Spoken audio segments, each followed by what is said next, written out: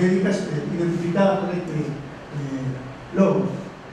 Hay una diferencia fundamental entre el bastón de Esculapio y el símbolo de Hermes, el dios Mercurio, que era el dios del comercio. Ojo, porque si toman el otro símbolo, ya de entrada vamos a caer mal. Entonces, el auténtico bastón de Esculapio es un bastón de una sola rama, muy rústico, con una serpiente sola, enrocada, tal como se representa en esta imagen. Bueno. Una organización que para nosotros es referente internacional es la Organización Médica Colegial de España, no solo por su antigüedad, sino por la comunidad espiritual que nos une a la madre patria. Allí está el edificio con la estatua de Cervantes al frente, viendo que también cultivar el lenguaje y la cultura es parte de la medicina, y está nada menos que en la Plaza de las Cortes, o sea, frente por frente al palacio donde funcionan los diputados. O sea, esto da idea de cuál es la perspectiva que tienen desde una ventana mirando al frente, tanto de un lado como del otro. Acá tenemos a Juan José Rodríguez Serrín, que es el actual presidente de la Organización Médica Colegial, y a un referente para todos nosotros que próximamente nos visita, la semana próxima, el doctor Marco Gómez Sancho, que es el presidente de la Comisión de Deontología Médica y siempre nos está dando inyecciones de optimismo y de enseñanza con todas sus ponencias y explicaciones. Ya es un hecho el colegio. La primera elección de autoridades ya pasó. Luego que fueron investigadas las autoridades nacionales y regionales, inmediatos se abocaron a la elaboración del Código de Ética, el proyecto al cual será plebiscitado y luego sancionado por el Poder Legislativo, de acuerdo a lo que manda la ley. Es difícil encontrar las llaves dentro de todo este conjunto, pero seguramente lo van a poder encontrar, aunque sea una tarea propia de Quijote, pero siempre va a haber al lado de Quijote algún Sancho que le diga, che, por ahí vas mal, vení, vamos a seguir el camino y traer un poco a la tierra. Muchas gracias.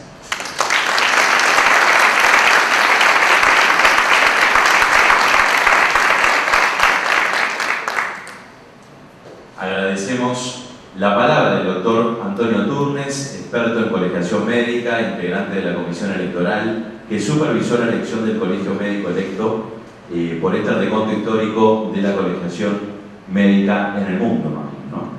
A continuación, solicitamos hacer uso de la oratoria al doctor Óscar Cruzet, consejero nacional y coordinador de la comisión redactora del anteproyecto del Código de Ética Médica. Bueno, es un gusto estar acá, contribuyendo a una jornada más de difusión y conocimiento del anteproyecto que en realidad está abierto en la medida en que se hace en construcción con el aporte que después vamos a detallar de múltiples colaboraciones. Vamos a delimitar un poco el objetivo de la presente reunión porque la discusión detallada del código es sencillamente imposible en una reunión de estas características. El objetivo propuesto es mucho más modesto, es de difusión e intercambio de ideas, cuyo objetivo específico es el de proporcionar a los integrantes del Consejo Regional y a los del Consejo Nacional hoy presentes elementos de juicio para continuar en la elaboración y posteriormente en la aprobación.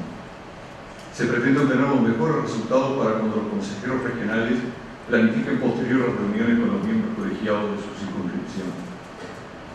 La jornada de hoy no pretende ser exhaustiva, por lo que decíamos, ni solucionar problemas de redacción o definir perfiles interpretativos.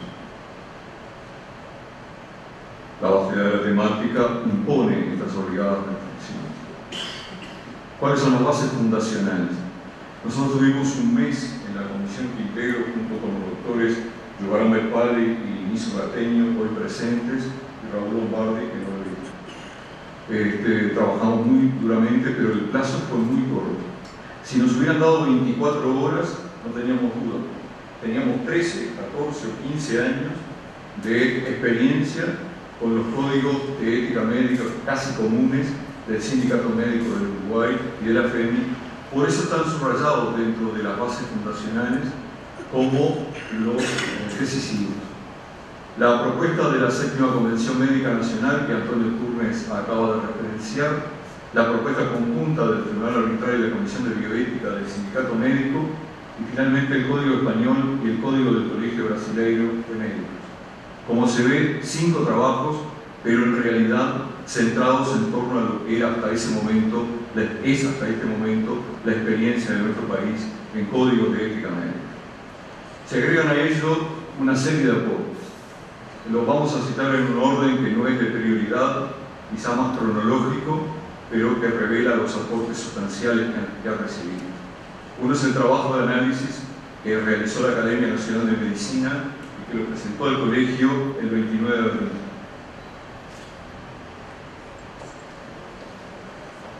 Otros son las modificaciones de la unidad académica de bioética de la UDELAR, cuyo profesor, el doctor Hugo Rodríguez, está acá presente. Otra es la propuesta del SAI, vertida en la videoconferencia del 9 de marzo y complementada posteriormente con el informe del asesor jurídico del SAI, el doctor Gonzalo Fernández. Los aportes de la Comisión Nacional de Ética de la Investigación de la misma jornada, que sobre todo se centraron en el problema específico de la investigación científica en seres humanos y como verán ustedes en el documento que está circulando, ocupa un capítulo especial del actual anteproyecto. Los aportes de los consejos regionales todavía en marcha, los aportes resultantes de la prolongada discusión con el Consejo Nacional el 21 de mayo pasado, los aportes de la reunión general con los delegados de los consejos regionales, incluido Regional Montevideo, en el Hotel Radisson, y aportes individuales. Dentro de los aportes individuales, destacamos algunos, sea por el valor intrínseco o por la autoridad y versación de quienes lo suscribieron, y así figuran los nombres. Como siempre puede haber lamentables omisiones, pero hemos tratado de ser bastante descriptivos. La profesora Teresa Rotondo, Guido Berro, Pedro Montano, Francisco Quertanelo, Gonzalo Fernández a través del SAIR y el profesor Hugo Rodríguez. ¿Cuáles fueron los criterios de trabajo? Yo me parece que este aspecto es muy importante porque de alguna manera pretende iluminar de qué forma se hicieron definiciones básicas antes de comenzar el trabajo, cuando teníamos estas bases o estas cuentas referenciales. Uno fue escribir el anteproyecto desde las obligaciones del médico. El objetivo era convertir el documento en un instrumento funcional para la configuración por parte del futuro Tribunal de Ética de aquellas conductas presuntamente violatorias del código. Este tema fue muy discutido en la comisión, pero finalmente se resolvió por unanimidad. Entendemos que este enfoque deontológico primario de deberes del médico protege fuertemente los derechos del paciente, al requerir de manera permanente del profesional médico la observancia estricta de las conductas exigidas.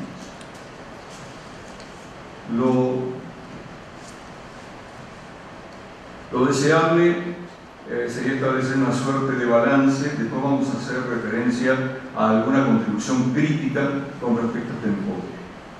Privilegiar este enfoque significa además que los otros aspectos del código, los didácticos y las eventuales relaciones jurídicas, si bien son importantes, pueden quedar ubicados en un segundo plano con respecto a este neto predominio pragmático. En su formulación, el segundo concepto fundamental se procuró alcanzar un equilibrio entre lo genético de las situaciones que el código incorpora, a fin de constituirse de alguna manera en un documento abarcativo, y lo específico de las situaciones concretas. En realidad, es imposible integrar en una única formulación normativa la riqueza de la realidad ética del ejercicio profesional, y entonces preferimos posibilitar con una formulación genérica que el Tribunal de Ética Médica interprete la mejor adecuación de la violación denunciada a dicha normativa genérica. Habiéndose verificado en los últimos años un desarrollo explosivo de la legislación bioética en nuestro país y teniendo el propio código categoría de ley de la nación, se debe ser cauto en la redacción en cuanto a tratar de minimizar los eventuales puntos de conflicto entre la visión ética y la jurídica. Eso ha hecho que en lo que hasta ahora hay referencia de la legislación internacional y lo que ha sido la marcha de nuestra propia legislación, se intenta realizar una formulación de orden genérico para evitar esos futuros puntos de colisión. Por otro lado, aceptar un cierto grado de libertad interpretativa a cargo del Tribunal de Ética ha sido hasta ahora la enseñanza que se deriva de una muy rica experiencia proveniente de lo que hace el Código de Ética de FEMI de prácticamente 13 años, desde el 97, en donde no se verificó en ningún caso una insuficiencia proveniente del código para la configuración de posibles violaciones éticas. Y nosotros en realidad estamos trabajando sobre esas bases y sobre bases de revisión y ampliación posteriores que fueron las que nombré. Transparentar, tercer aspecto fundamental, el proceso de discusión de la estructuración concreta del articulado. ¿Por qué decimos transparentarlo? Porque de alguna manera queremos permitir que el colectivo médico pueda elegir con entera libertad y con los mismos elementos de juicio con que contamos nosotros la forma concreta que finalmente asumirá el articulado. Por eso decíamos que nuestro anteproyecto es una propuesta abierta, no una expresión ya consolidada.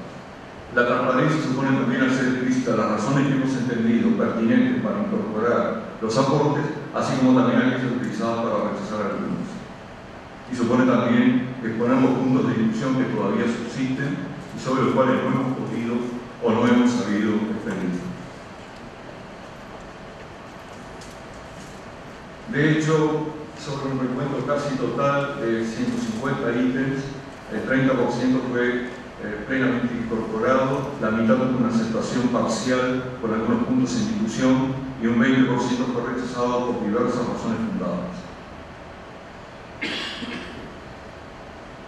De hecho, el cuarto elemento fue eliminar cualquier calificación de la Junta Ética. Grave, ¿no? Por entender que la mejor competencia es la graduación de la misma en cada situación concreta por el Tribunal de Ética. Calificar la magnitud de la falta, teniendo el código categoría de ley, hubiera dejado al Tribunal de Ética sin margen de movilidad para ponderar en cada caso puntual la incidencia tan importante de los factores circunstanciales del caso. Intentar una muy difícil conciliación, quinto punto, entre la dinámica de actualización que requiere toda normativa ética con relación a la rigidez inherente al carácter de ley que tendrá el código. Esto fue un punto que fue motivo de mucha discusión, tanto dentro del grupo como con nuestros asesores jurídicos. El código con carácter de ley tiene una rigidez que puede no acompasarse con la marcha o la evolución de los criterios de la bioética moderna. Bueno, después de recorrer diversas alternativas con el apoyo de los asesores jurídicos, se terminó plasmando en el artículo 79 lo que dice allí: la enunciación de principios, normas y deberes hecha por este código no implica el desconocimiento de otras inherentes a los derechos y libertades fundamentales y a las bases éticas de la medicina. Como ustedes comprenden, queríamos una puerta y obtuvimos una puertita. La solución no es total, sin embargo, representa el marco de lo posible. ¿Qué etapas hemos tenido? Nosotros nos constituimos como grupo para empezar a trabajar en la primera semana de diciembre del 2011. Hasta el 12 de enero del 2012 tuvimos el tiempo para elaborar el proyecto primario. Después de allí comenzamos el proceso de discusión a los consejos regionales, mientras nosotros recibíamos las distintas propuestas y buscábamos cómo insertarlas o cómo incluirlas y con qué fundamentos. Y finalmente, lo salté, es la etapa que comienza el 21 de mayo, en que hemos comenzado las reuniones con los consejos regionales y el Consejo Nacional, siendo esta la tercera de esas reuniones.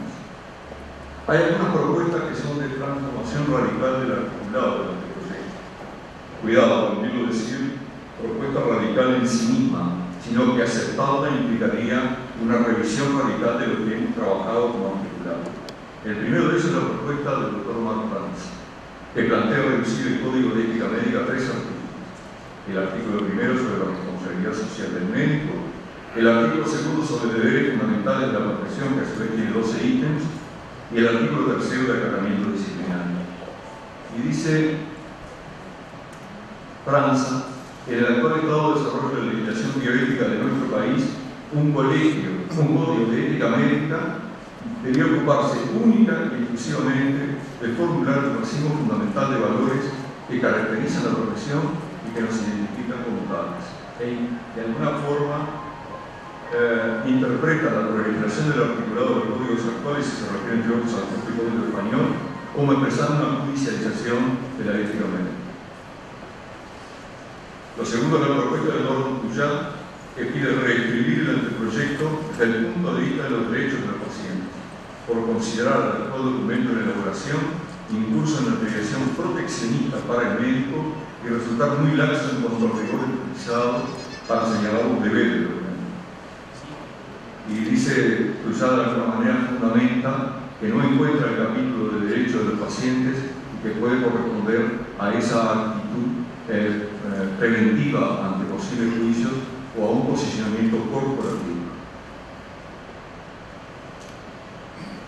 El proyecto parece guiarse principalmente por la defensa del médico y en cierta manera no refleja que lo esencial y primero es la salud y el proceso de enfermedad y que el médico es secundario y subordinado a la situación de salud de las personas en el nivel comunitario, familiar e individual. Obviamente estas dos posturas no han sido recogidas en el informe, pero el mínimo de honestidad intelectual lleva a plantearlas con los argumentos que dan quienes las están fundamentando. Con respecto al relevo judicial del secreto médico, hay dos visiones filosóficas y obviamente jurídicas contrapuestas, creando una contradicción absoluta. En el artículo 22 se dice que del actual proyecto se dice que el respeto a la confidencialidad es un deber inherente a la profesión médica y se detallan aquellas situaciones que conocemos de largo tiempo atrás en las cuales puede ser relevado peligro vital inminente para el paciente, energía sistemática del paciente de un tercero acerca de un riesgo cierto, amenaza concreta para la vida del tercero o defensa legal contra una acusación del paciente.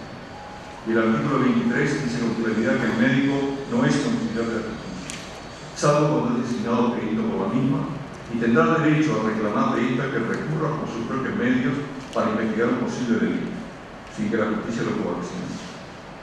El doctor Gonzalo Fernández, asesor legal del SAID, dice: sugiero incorporar que no se pueda relevar el secreto profesional sin autorización expresa del paciente o sin que medie la orden judicial respectiva, pues creo que el secreto médico, como todo secreto profesional, es judicialmente relevante. Y dice que aclara mejor la idea diciendo que es algo que fue indispensable el realizar el relevo del secreto para un proceso judicial o que medie la orden del respectivo tribunal. Como se ve, esta postura y la del texto hasta ahora recogido no son compatibles. Y por lo tanto, la comisión lo puso en el punto 3.5 una versión A, que es la propuesta de la comisión asesora, y una versión B, que es la propuesta de la asesoría jurídica del SAID. Vamos a mostrar, para finalizar, algunos artículos que son los que han motivado por distintas razones mayor discusión. Acá está el tema del conflicto de intereses en el médico como profesional de la salud. Deberá evitar todo conflicto de interés que tergiverse su deber primario de beneficiar al paciente o a la comunidad. El secreto profesional debe respetarse en la redacción de certificados médicos con carácter de documento público. El médico tratante evitará revelar públicamente la patología concreta que aqueja un paciente, así como las conductas diagnósticas y terapéuticas adoptadas. No es éticamente admisible que, exigiendo a las instituciones públicas y privadas una conducta contraria, el médico ceda ante esta presión indebida. Estas son las exigencias profesionales que plantea con bastante nitidez el actual anteproyecto.